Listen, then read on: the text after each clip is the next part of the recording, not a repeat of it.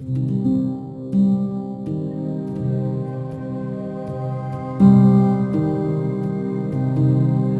welcome Jonathan to IPM virtually and for accepting our invitation to give a talk.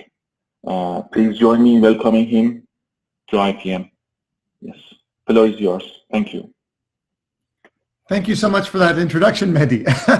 I didn't know my soccer playing days would come up, but I'm happy to talk about that in the after discussion. But yes, thank you so much for having me today. It's a great pleasure to be with you, and I'm sorry we're not able to be together in person. I'm going to talk to you about some recent research that's been coming out of my laboratory. I should say I'm a theoretical neuroscience or a computational neuroscientist. So my lab doesn't do experiments. We design analysis methods and statistical models for analyzing neural data or for trying to understand how the brain computes or processes information. And so a lot of my work is on specifically on neurons and on spike trains. But today's talk, I'm going to focus on animal behavior, which is a new direction that we began working on mainly in the past three or so years. But so I wanted to say, I know questions are supposed to be at the end. If someone has a question, though, and you want to just ask it, feel free to unmute yourself and ask a question during the talk. I don't mind at all. If we have too many questions, I will certainly push to move on. But if you have a question during the talk, please don't be shy about asking it. Okay, so the work I'm going to talk about today was the joint work of 3 different very talented PhD students, 2 of whom have now defended their PhDs and moved on. So Nick Roy is now at DeepMind, Jihyun Bak is now a postdoc at Berkeley, and Zoe Ashwood is a 3rd PhD student who's still in my lab right now at Princeton. Okay, and so the question that motivates today's talk is to think about what are the factors that govern learning. And I'll just start with a personal anecdote. I was listening to a colleague talk about training their animal to perform a 2-tone discrimination task. So you hear 2 tones, bump, bump, go right, bump, bump, go left. And they said it takes 5 months to train rats to do this task. And I just thought, wow, that's crazy that it could take 5 months to learn such a simple binary decision-making task. And the naive starting point for a lot of this work was just to say, well, could we not use some kind of computational or machine learning method to improve training, to speed up the rate at which animals learn? And so this work is sort of an outgrowth of that initial naive attempt to use machine learning to better train animals. And so what we realized we needed to do if we wanted to tackle that problem, first of all, we needed to track the state of an animal's learning over time. So in other words, what does the animal know already? What is its current policy in reinforcement learning language? And what does it still need to learn? So we need to just track the state of learning. Secondly, we need to infer the learning rules that the animal is using to update its policy. So when I reward the animal for some particular action, the animal's encoding that reward, or it's making a change to its internal policy. What is that rule that governs those changes? And can we infer those rules from data? And then third, if I know the animal's learning rule, is it possible to optimize training, to speed up the training so it won't take 5 months, but maybe, who knows, can we do it in 1 month or 2 months? All right, so these sort of goals here are a rough outline for the talk that I'll give you today. The majority of the talk is going to actually focus on the first of these issues, how to track learning over time, and then I'll have 2 supplementary components to the talk where I'll talk about inferring learning rules from data, and then an idea for optimizing training, which we haven't yet tried out in real animals, but it works very well on simulated animals. Okay, so let me dive into it now. And again, please feel free to ask questions if you have a technical question or any clarification questions. So let me start with the following picture. And our initial goal, as I said, is to track the changes in an animal's policy, its current behavior, the state of learning of the animal, as a function of time. And so what I have in mind here is that in policy space, so this is the psychophysical weights, and I'll make this precise in just a second, but imagine that there are some parameters, W, governing the animal's policy. All right, so I'll make this precise in a second. Before training, the policy is not going to give very much reward. So the animals, let's say they're guessing in a decision-making task, and they're just randomly selecting left and right, they'll be getting rewarded roughly half the time. And so the goal of training is to cause them to ascend this expected reward landscape. So by the end of training, we hope that the animal has moved up to where they're getting the majority of the trials correct. And what we have in mind is that over the course of training, the animal's policy will take some path, possibly a winding path, up the landscape of expected reward. So that by the time I'm done training, I'm sitting here somewhere at these weights Wn. I started at the beginning of training at W1. And so our initial goal, if we imagine that after every trial, W2 is the weights on trial 2, W3 are the weights on trial 3. Every single trial, the policy is changing by a small amount. And can we infer that entire trajectory of the policy, the weights, the path that the weights took through this expected reward landscape over the course of training? Okay, so many sessions concatenated together will give us one long trajectory. We'd like to develop statistical tools for characterizing that trajectory. Okay, so that's the high-level goal of this first part of the talk. Okay, all right, so how do we do that? Let me make things concrete now.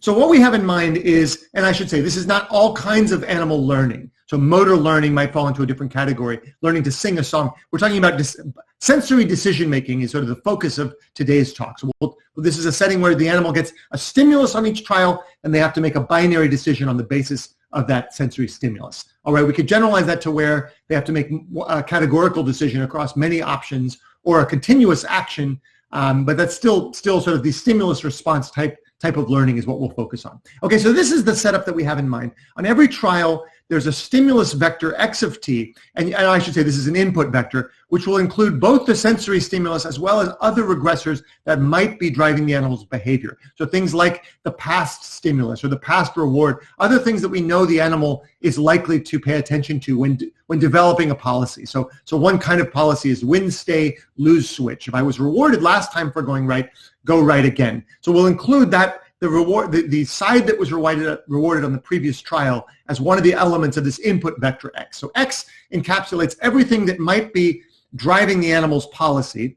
And then w are the weights, the psychophysical weights at time t, and the combination weight, the stimulus comes in and it interacts with w to give a binary output. Y of t will be 1 or 0 on every trial. All right, and so specifically this is the model that we have in mind. The animal's probability of selecting right, we'll call a right choice a 1 and a left choice a 0, is given by this logistic function applied to the dot product of the stimulus vector x and the weights wt. What we're doing is we're saying each of these elements of the x vector has a corresponding weight that determines how much that input influences the animal's choice. A large weight will mean a large influence, large positive or negative weight will mean a large influence of that variable on the final decision, right? So we're taking this dot product and we're passing it through this sigmoidal function here to get a probability of a rightward choice. Okay, this is basically the model known as logistic regression. You can also call it a Bernoulli generalized linear model. All right, it takes in an input vector, has a linear operation, and then a nonlinear transformation to get a Bernoulli distributed random variable. That's the generative model we'll use to describe how the observer makes their choice on each trial. Okay, so in standard settings, logistic regression is a static model. We have one set of weights that we say that the animal's using for the entire experiment. And so one innovation here is that we want this WT vector, the weights, to be evolving on a trial-to-trial basis. Okay, so to do that, we're going to add a dynamic prior over the weights. And specifically, we're going to say that each weight, this is a sort of a minimal assumption about what we think that might be happening. We're going to say the weights at trial t are equal to the weights from the previous trial plus a little bit of Gaussian noise. Okay, so that Gaussian noise here has variance sigma squared, which will tell us how much change there is in the weights on a typical trial-to-trial basis. All right, and so this gives us a Gaussian. It's known as a Gaussian random walk, also known as a Wiener process prior over the weights. And if we sample from that prior, yeah, it looks something like this. We're saying that each increment, the change in the weight on each trial, comes from a Gaussian distribution. And obviously, if sigma squared is large, we'll get large fluctuations. The weights can change very rapidly. If the sigma squared is very small, we'll have small changes. In the limit of sigma squared going all the way to 0, we're saying the weights are constant in time. So it's no longer a dynamic model. There's just one setting of the weights that describe all of the data. So one of our goals will be to learn this noise variance from the data. And in fact, we're going to go one step further. We're going to say there's a different value sigma squared for each weight. So in fact, this will be a covariance matrix with diagonal entries that specify how much variance there is in each weight. So sigma 1 squared will tell me how much trial-to-trial change there is in weight 1.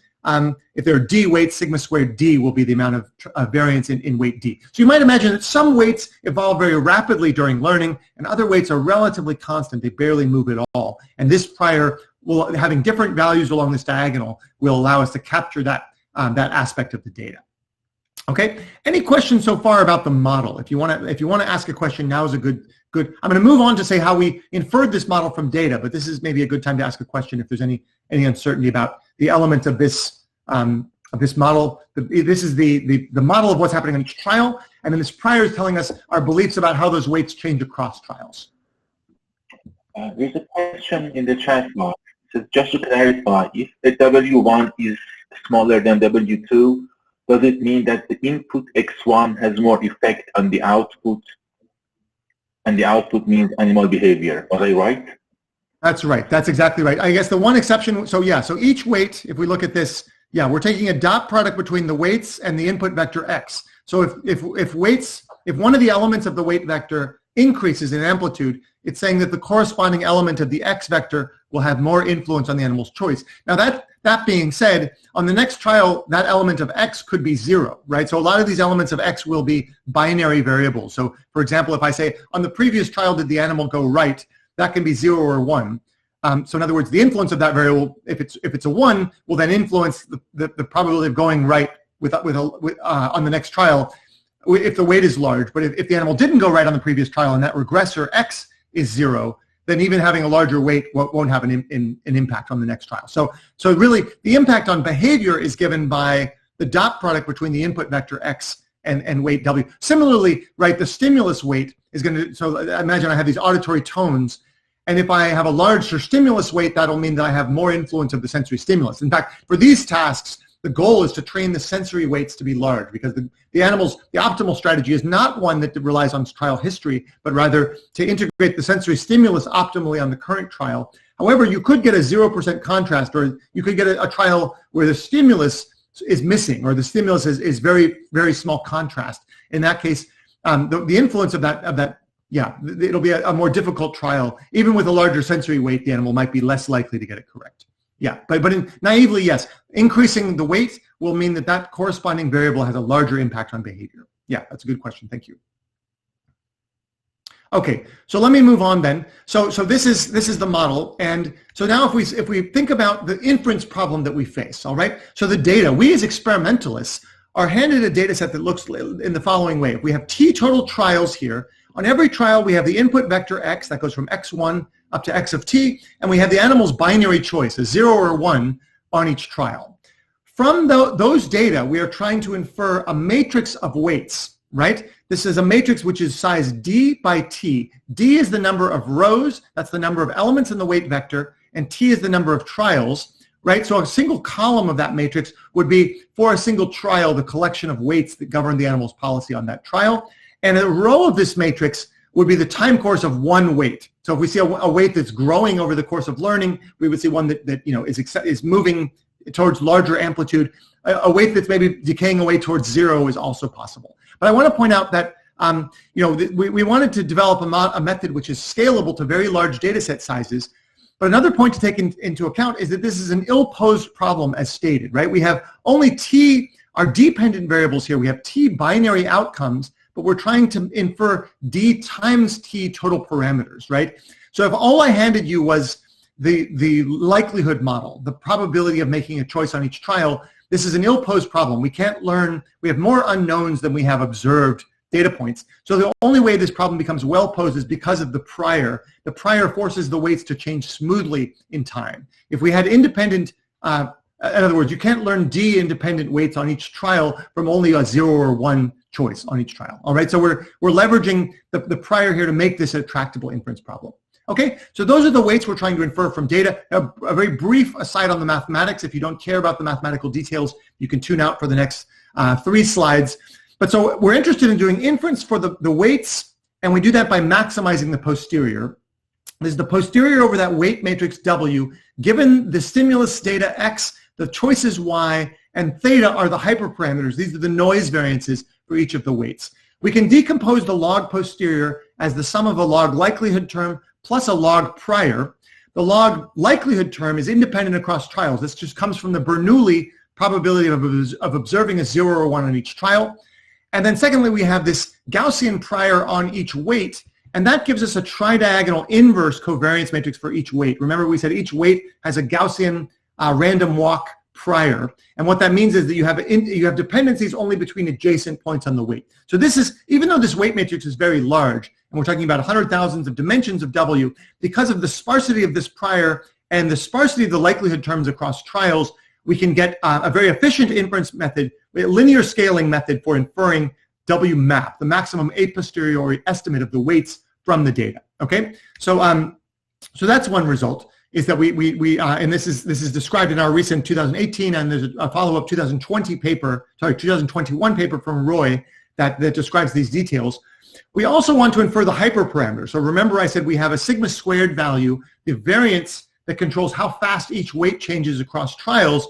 We want to infer that from data as well. All right, and so to do that, we're going to use something called maximum marginal likelihood. The marginal likelihood is defined as the probability of the choice data y given x and theta only. So it's the integral over the weight matrix. If you integrate out over all possible weights and ask, well, what rates of change these sigma squareds maximize the observed data, and we can do that only approximately. So this is of course a Gaussian prior here times a Bernoulli likelihood. We can't compute that integral in closed form, but we can use something called the Laplace approximation to evaluate it efficiently. And we came up with something called the decoupled Laplace approximation, which allows us to maximize this for the optimal values of sigma squared. So the details are technical, but the important point to take away is that this allows us to learn from the data how fast is each of the weights changing. So we might find that the bias weight is evolving very quickly, but the stimulus weight is moving very slowly. That's something we can extract from the data automatically using this decoupled Laplace approximation. Okay, and I'll defer you to the paper if you'd like, if you have more technical questions. Okay, so let me move on and describe how we applied this method to data from the International Brain Lab. So the International Brain Lab is a collection of 21 neuroscientists across Europe and the United States who are all working together to study a single behavior and to record from the entire brain while the animal does this one behavior. So each lab is reproducing all of the experimental labs are reproducing the exact same psychophysical task, and then each lab will be making different penetrations throughout the brain until we can record from every brain structure. So my talk today will only focus on the behavioral data, but it's an important tool for characterizing the state of learning of different animals in different labs. So we want to make sure that there's consistency in the way the animals are learning the task across the collaboration. All right, so the basic task is a contrast detection task. A grading will appear either on the right side or the left side of a stimulus, of a screen, and the animal has to turn a wheel. They have to indicate their binary choice by turning a wheel in the direction toward the center of the screen from the stimulus. So if the stimulus is on the right here, the animal has to turn the wheel to the left until that stimulus is in the center. And if the animal makes a mistake and turns it to the right here, that would be an error trial. All right, if the stimulus were on the left side, the animal would turn it to the right, would be the correct choice. Okay, so this is the basic binary decision-making task. There's a stimulus whose contrast level is varying between 0 and 100% on either the right or the left, and the animal's goal is to choose which side has the higher contrast stimulus. Okay, so for our setup here, remember we have this input vector x, and I'm going to tell you what are the elements of that input vector x. We're going to put the contrast of the left stimulus, and this could be 0% contrast if there is no stimulus on the left, some number between 0 and 100%. There will be a right contrast. There's a bias, and this will be indicated by a 1. A constant, this is like the offset that determines how likely the animal is to choose right independent of the stimulus value. And then we include some history terms. There would be the animal's previous, the sign of the previous stimulus, the animal's previous choice, and the previous value of the animal's reward. These are other things that the animal might be using to make their decision, even though it's not optimal to do so. And so for in this simple task, the optimal decision-making strategy would be to have a large positive weight on the right contrast, a large negative weight on the left contrast. This will allow the animal to evaluate the difference between the right and left contrast, and all the other weights, the bias weight, all these other history weights should be 0. Okay, so that's what we expect training to do. But of course, at the beginning of training, the animal may have dependencies on other variables. Okay, so we applied the method, we used our model to infer the weights from an example animal. So this is one example mouse over around 5,000 trials, all right? So 5,000 trials of training, and over that time course, what you're seeing is each weight that the time course of each weight over the entire time course of training. And you can see the one to pay attention to, first of all, this right stimulus weight, the yellow trajectory is growing in amplitude. The left stimulus weight, the red weight here is growing, is becoming more negative across training. And then, of course, there's this blue bias weight, which is sort of fluctuating both above and below zero. And you'll see these vertical gray lines. Those indicate individual sessions. So every day the animal comes into the chamber, it does some number of training trials, and then it is removed and goes back to the home cage. And you can see that these small numbers here indicate how many trials were performed on each session. So 466 trials in this session, only 312 in this earlier session. The first 3 sessions were rather short. Okay, and so the takeaways we can see here, one is that the bias weight seems to fluctuate more rapidly. So the blue trajectory here is the bias weight. That's fluctuating on a faster time scale than the stimulus weights. Another point is that there's a higher sensitivity to left stimuli than right stimuli by the end of training here. So this red weight is further away from zero than the yellow weight is, further away in the negative direction than the yellow weight is in the positive direction. And what this means is that if I present a 10% contrast stimulus on the left, the animal has a higher probability of getting that correct than they would a 10% contrast stimulus on the right. Okay, so the animal is a little bit asymmetric in their stimulus sensitivity. And then we also have non-zero weights. This purple weight and the green weight are weights on reward history and choice history. And this indicates that the animal has some tendency to pay attention to what it did on the last trial when evaluating what to do. It's not simply attending to the current stimulus when making it. Predict to match the empirical accuracy, and it also allows us to match the empirical bias. The empirical accuracy and the empirical bias are computed directly from the data with a sliding Gaussian window that says the bias is the average amount that the animal chose right minus the amount that it should have chosen right. So an unbiased animal would choose right, even if it's only getting 80% correct, it would choose right about as often as it should, meaning roughly 50% of the time, if the stimuli were 50% right in that block. But the animal has a time-varying bias, and the one point I wanted to make here was that the empirical bias, this indicates here a slight negative empirical bias, meaning the animal chose left more often than it should have, meaning if there were 50 left trials in that block, it chose left 57 times, or slightly more often than it should have. However, the bias weight that we inferred from the animal during that session was positive. So this seems like a little bit of a mystery, or maybe a paradox.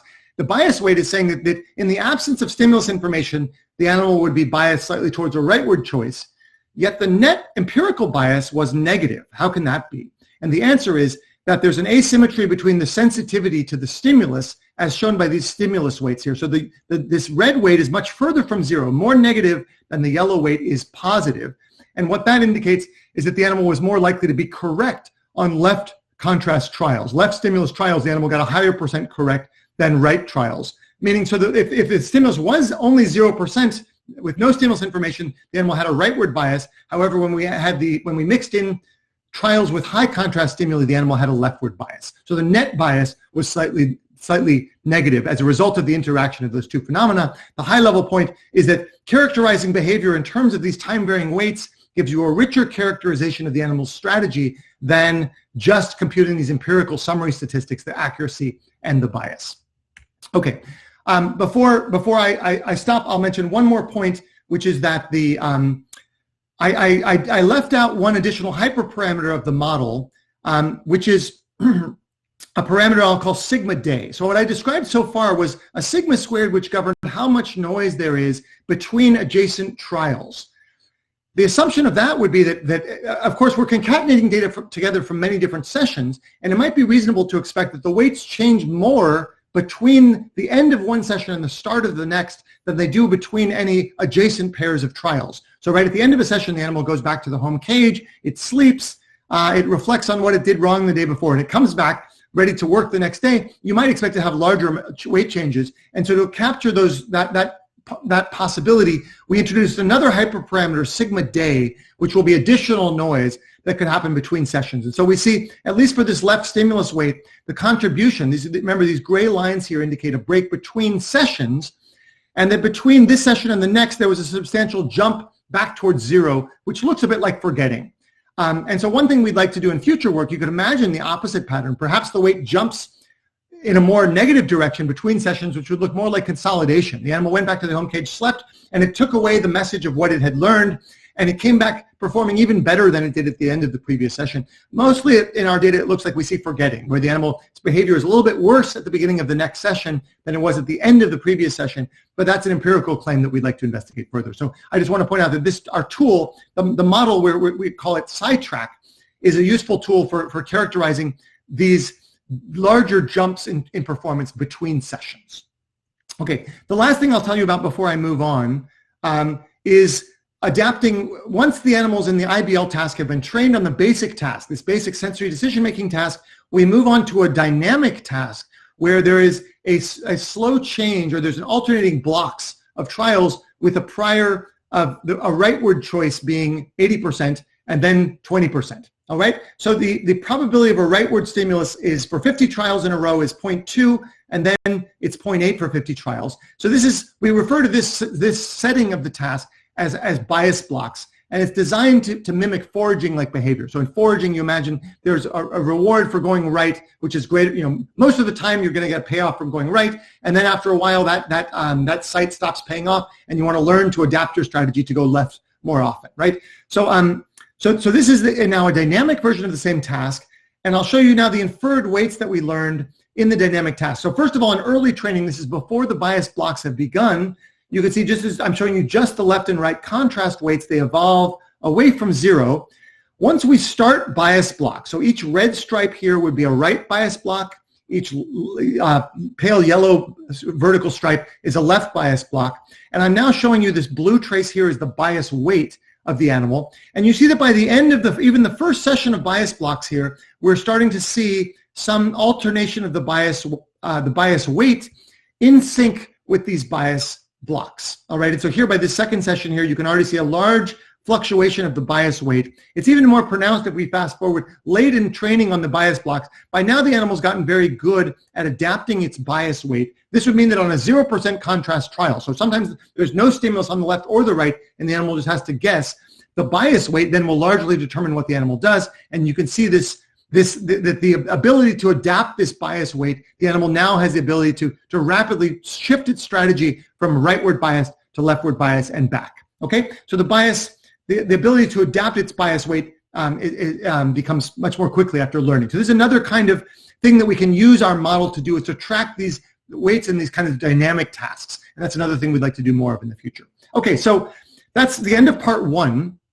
Let me now just briefly, there are 2 additional components to the talk which are much shorter, and I just want to briefly tell you about each of these. So part 2 is about inferring the learning rules from the decision-making data. Okay, so remember, what I just told you was about, if I imagine that the animal has these weights that change through time, we wanted to just track them using the model that I described to you so far. The model just assumed that there was Gaussian noise in the weights, added to the weights after every trial. However, in reality, we think that the change in the weights is not the product of noise, it's the product of some deterministic learning rule plus noise. So in fact, what we'd like to do is to try to break down the net change in the weights between, here are the weights at trial t and the weights at trial t plus 1. Imagine that some component of learning has come from a deterministic learning rule, and then only a small amount of that weight change comes from noise. Okay, so to make that concrete, what we're going to do is we're going to model the changes in the weights between trial t minus 1 and trial t, this delta W. Delta W previously was just modeled as Gaussian noise. Now we're going to say it has a deterministic component plus a noise component. So this sigma value here is the noise standard deviation. The previous model was just this rightward noise component. Now we're going to add a deterministic component which comes from a learning rule known as policy gradient. And policy gradient says that the animal should change the weights in the direction that will maximize the expected reward. So this is just the partial derivative of the expected reward given the weights with respect to the weights. And then, of course, that's going to be multiplied by some learning rate, alpha. So our goal now, and I should say, this is a sensible, I won't show you the details of the learning rule, but this is an entirely sensible learning rule which says if you got rewarded for making that choice, increase the weights that led to that choice. If you didn't get rewarded, decrease the weights that led to that choice, right? It's similar to kind of a Hebbian, a Rescorla-Wagner type rule. Okay, and actually I'm going to unpack it for you. We considered several different versions of a rule known as reinforce. So this comes from an old paper by Williams in 1992. This is a classic of the reinforcement learning literature. And we're going to, again, this is the structure of that policy gradient learning rule. it turns out that this expected reward, this policy gradient can be evaluated in the following way by taking the derivative of the log likelihood times the reward times the learning rate. This is the basic reinforced learning rule. And we can now infer the weights. I'm just showing you the stimulus weight and a bias weight under the assumption that this is the learning rule the animal uses to update its weights.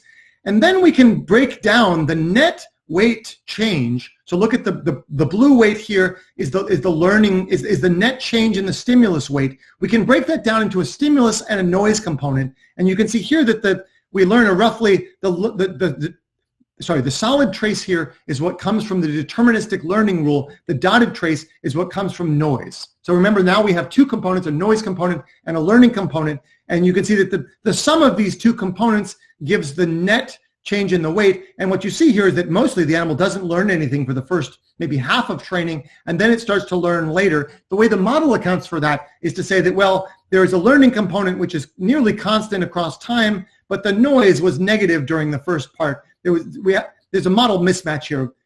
There was no learning really at all apparent in the first part. We have to account for that with the noise component, and then once the weight starts ramping up, then the noise component is nearly zero.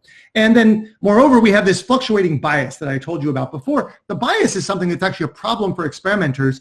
Often the animal will become biased, and I should say in most empirical training protocols, there's often like a debiasing mode where if the animal chooses right too many times in a row, if it chooses right 10 times in a row, they'll go into debiasing mode where the animal chooses left, where they present only leftward stimuli until the animal gets rid of its bias.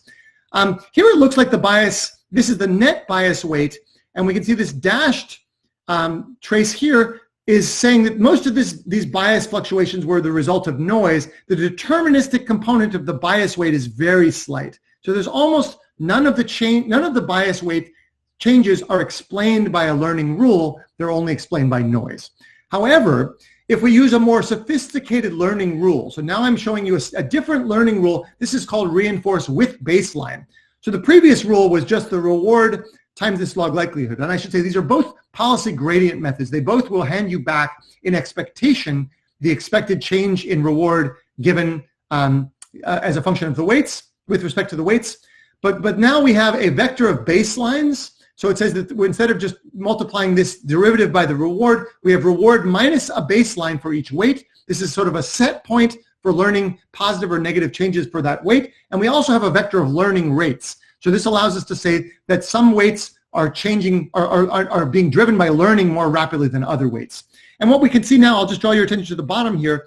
This is the net bias and stimulus weight that we infer under the reinforced with baseline learning rule. And now, amazingly, a large component of the changes in bias can be attributed to learning. Okay, so this is important. In fact, you can see that the net contribution from the noise to the bias is very small. This is the cumulative effect of the noise on the bias weight. So there's some initial noise, and then it's approximately zero for the rest of training. What this says is that what look like random fluctuations in bias, it's leftward bias, then rightward bias, can actually be explained in terms of a deterministic learning rule.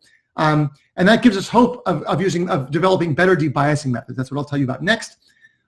First of all, just a quick comparison. This is a model comparison. Reinforced with baseline accounts for more variance of the weights, and according to an AIC model comparison metric, does a better job of explaining the animal's behavior. So each trace here is for a different animal, and you're seeing a comparison of AIC. More negative values mean better model performance. Sorry.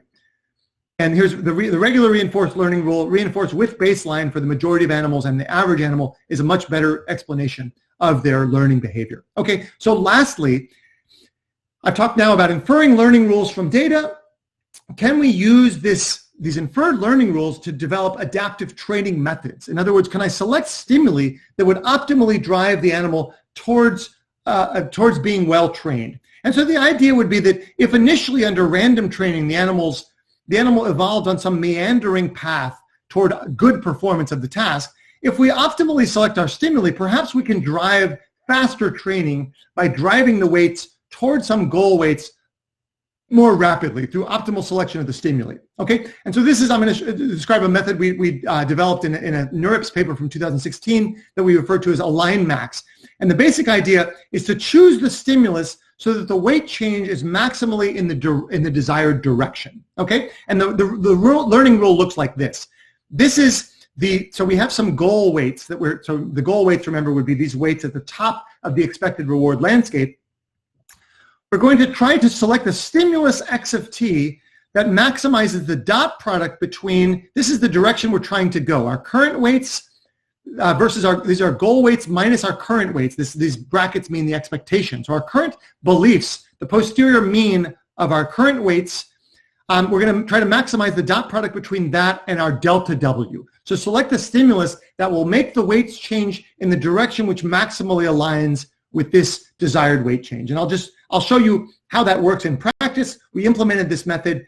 One nice thing is that it automatically develops a training protocol which starts with easy trials and moves towards harder ones. So this is the selection of stimulus strengths early in training versus late in training. Early on, it selects these relatively easy stimuli are far from zero.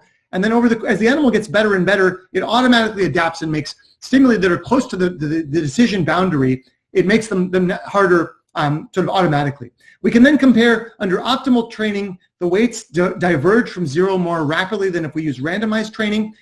And then more interestingly, I think this is maybe the most exciting part of this work, is that we can see the bias weight and the history weight get driven to zero much more rapidly under optimal training than they do under random training. So under random training, this is the history-dependent weight. You can see this would be the tendency to do win, stay, lose switch, which is suboptimal. The animal will only slowly unlearn that tendency. We initialized, this is a simulated animal where we initialized the bias weight at -1 and the history weight at +1.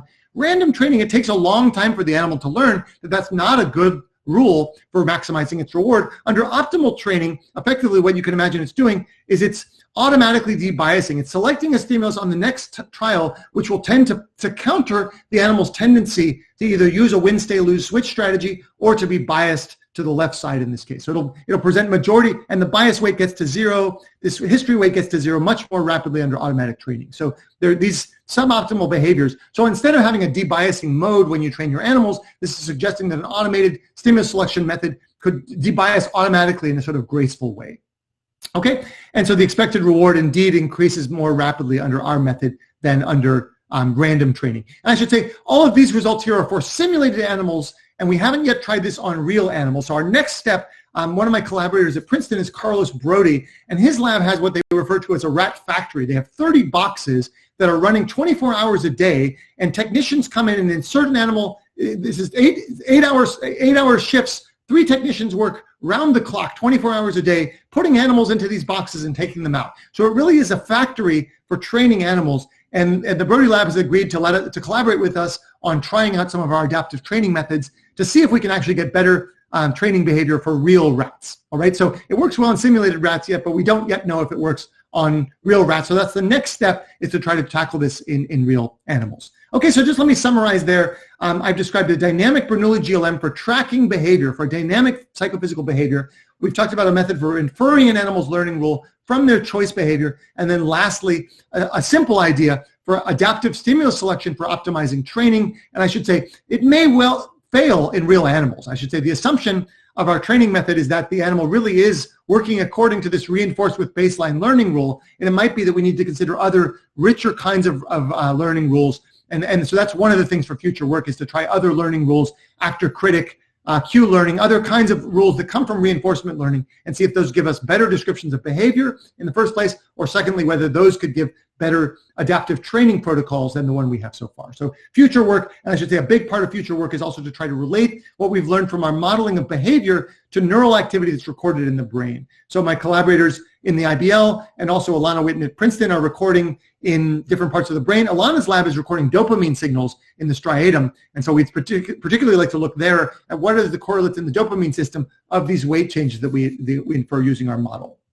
Okay, so I'll stop there. I apologize again for the technical issues. I just want to thank the people responsible for the work, these 3 very brilliant students, as well as my collaborators at Princeton. Athena Akrami gave us the rat data that we used, and she's now at the Sainsbury Wellcome Center at UCL, as well as my collaborators in the IBL and my funding sources. Thank you so much for your attention. I'm happy to take questions now. Thank you very much, Jonathan, for the great talk, and I wish you the best of success with those training those rats in a speeded fashion. So just to clarify, the actual method that you have for fitting those W's, as you mentioned, you have lots of parameters, but just for me to be able to have some handle on it, you're basically your method is a version of an EM algorithm, expectation maximization on the weights and x's, because you have two unknowns. It is a latent variable model, but it's not EM. We use this thing. It's called. It works like EM, but it doesn't divide into an E and an M update state. We compute. Yeah, we use we find map. We do map inference to find the post. So normally in the E step, you would update the posterior over the weights given the current values of the sigmas. Right. And so what we do is we do a map. We do a map step there, and then we use Laplace approximation to evaluate the posterior. So it's similar to an EM, but it's not exactly. It's not. It doesn't divide into these E and M steps quite the same way. And would it result in it differently if you were to use the? I mean, like, what's the benefit of your modified approach, basically? So the problem is that so like the forward-backward algorithm, so I should say the advantage of we're doing a global search for the weight. So instead of in a normal, sorry, I guess I'm thinking about, so in an HMM, a hidden Markov model, you would do forward-backward to compute the current, you'd build up a Gaussian approximation to the weights. Right. And I should say that the true posterior of the weights is not Gaussian because it's the product of this Gaussian prior and a Bernoulli likelihood term in each time bin. So in that case, you'd be making a Gaussian, sort of a more greedy Gaussian approximation where you'd incorporate the Bernoulli likelihood terms one at a time and update a mean and a covariance. Instead, what we're doing is we're searching for the exact global mean. We find the map estimate of the weights. And so there's a nice paper from Liam Paninsky that's called A New Look at State Space Models. He describes these sort of two conflicting viewpoints, the sort of the forward-backward type algorithms, which are often extended Kalman filtering or, what are they called? Other kind of filtering methods, and the sort of this alternate approach using map inference, where you find the global optimum. So because of the prior and the likelihood are both log concave, you can find the global maximum, and then use the Hessian, the second derivative matrix, to get a covariance matrix, and that's more accurate in these settings. But so that, I guess you could compare that whole step to the E step. So I take it back. It's not forward-backward, but it is like an E step to maximize the posterior for the weights. And then given that posterior, we make an update to the sigma squared. Those are the hyperparameters, right? Like you'd normally, that would be the M step component. But we do that in a slightly different way that allows us to not, so I should say EM, the advantage, I can say it I think succinctly, in the EM step, you have to alternate between updating the weights and then updating the sigmas. And they're very tightly coupled.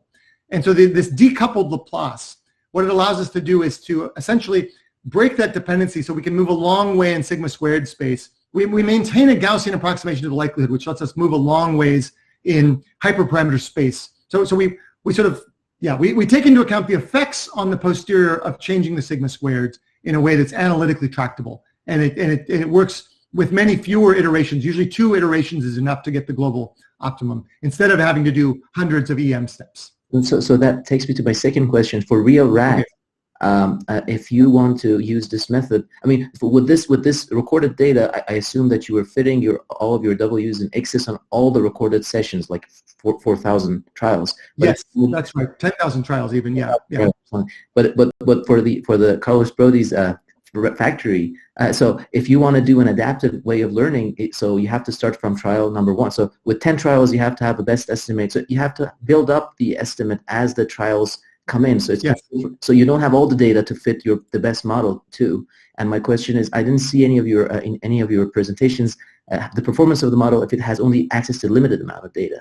So we do characterize the accuracy. So one high level point is that you're exactly right. We haven't yet done a sort of adaptive.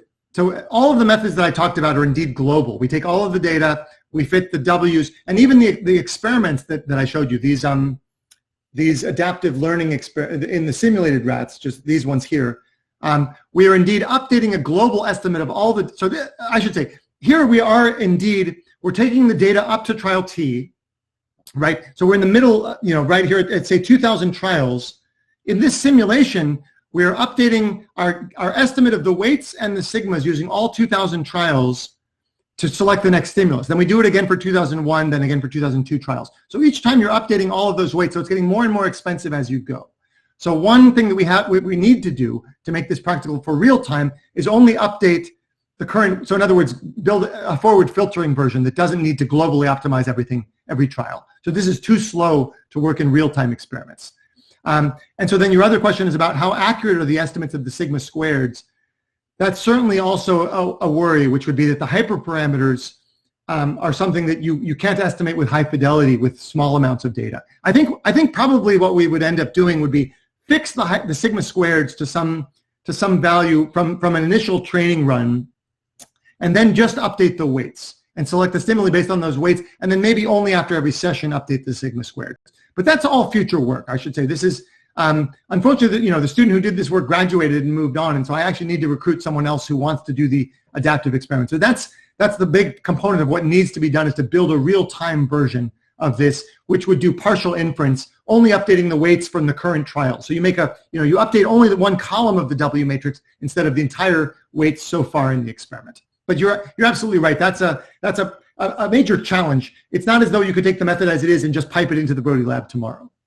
Okay, so I like to thank Jonathan again for his beautiful talk and the acceptance of the IPM's invitation. So we are